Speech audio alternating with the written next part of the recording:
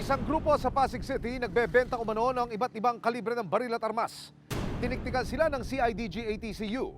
Kumagat naman kaya sila sa pain ng mga otoridad. Isang grupo ang nagbebenta umano ng mga matataas na kalibre ng baril at armas sa Pasig City.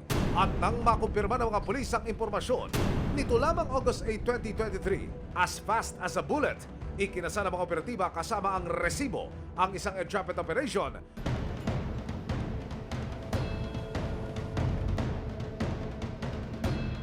Ang mga produkto, aba, nakalagay lang sa bag at sako, delikado yan. At nang buksan na ang mga in-order, confirmed, iba't ibang kalibre ng baril ang kanilang ibinebenta. Inspection mo na. 9mm, ito yung 38. Yan siya kabait sa akin. Kita mo? Alam mo lang muna kayo, standby lang muna kayo. Pero kulang pala ang in-order. Binigay na yung gamit, pero wala pa yung shotgun. Ito na yung yung 38. Yung 9mm. Isa lang pala yung 9mm eh. Isa na namang lalaki ang lumabas at aba, the bigger, the better ang peg. May dalang red sack. Ano to? Bigas? Ito na, pakarga na. Ito na. Hulihin na natin. Sir, pwesto na tayo. Nang magkabayaran na ang asset at ang subject, hudyat na para sumalakay ang mga operatiba. Huwag ka baba ah. Pulis ka na ha. O, huwag kang bubunot. Ang mga dating himas baril, soon to be himas rehas na. Inaresto namin kayo sa paglabag sa Comprehensive Firearms and Regulation Act o RA 10590. Okay? So ay may karapatang manahimik kung magkawala ko. Ano naman ang iyong sasabihin ay maaaring dumiling pabor o laban ko sa mga hukuman. Pero sa kalagitnaan ng operasyon, aba si Madam nahilo. Oh no! Aba ate, wala pa tayo sa exciting part. Chill ka muna. Lodge, kaya mo may tubig tayo. Nang halukati ng laman ng sako at mga bag, bumungad sa mga pulis ang makahaba at maikling kalibre ng baril. Nakumpiska sa kanila ang ilang piraso ng caliber 38, isang piraso ng caliber 9mm at shotgun pasabog!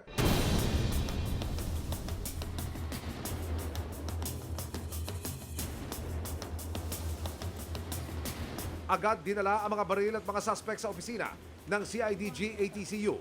Sa panayam ko sa Hepe, may shocking revelation pa ang mga pulis. Ilan ang nahuli at sino-sino po ito? Tatlo yung nahuli namin, sir, dalawang lalaki at isang babae. Apo.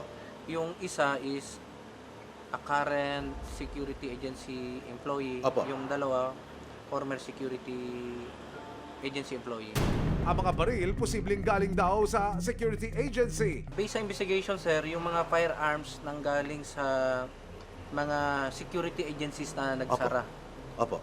So yan yung nakikita naming source. Paano kayo nakapag-conclude ng ganoon? Meron ba kayong, ano ba yan, nakarehistro yung mga, yung kumbaga sa kotse, yung body number ng baril? Ganun ho ba?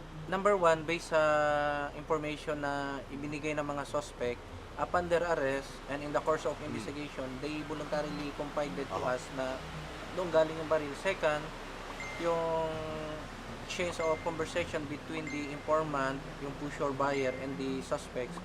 Third, yung inquiry namin with the Firearms and Explosives Office, wherein some of the firearms ay nakarehistro sa security agency. Kinilala ang mga suspect na sina Arnold Dacot, Marcelino Cornelio at Juliet Lumbao. Matapos ang entrapment operation, nakapanayam ng resibo ang mga nahuli, mariin nilang itinanggi ang mga paratang. Kayong tatlo, sir, magkakilala ba kayo? Hindi po. Kayo pong tatlo, ma'am, ano pong magkakakilala lang po ba kayo? Ano pong relasyon po ninyo? Magkakilala. Oh, ang gulo! Magkakilala o hindi? Ano ba talaga kuya? Ate? Hindi ko po alam. Napag ano lang ako nito na magdala ng ano kasi may bayad siya. Pero wala akong idea na gano'n ang mangyayari. Sa halagang 500 lang. Sir, kayo ay middleman ba? Tama ba ang term ko? Parang ninegosyate ko lang silang dalawa. Pinagtagpo ko lang sila. Hindi ko naman pag-aari yun. Gano'n na po kayo matagal po dito? Ngayon lang po ma'am. Ngayon lang.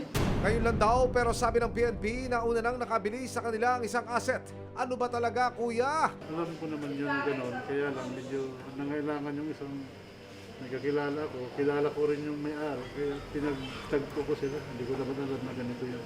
Naharap ang mga suspect sa kasong paglabag sa Republic Act 10591 o ang Comprehensive Firearms and Ammunition Regulations Act.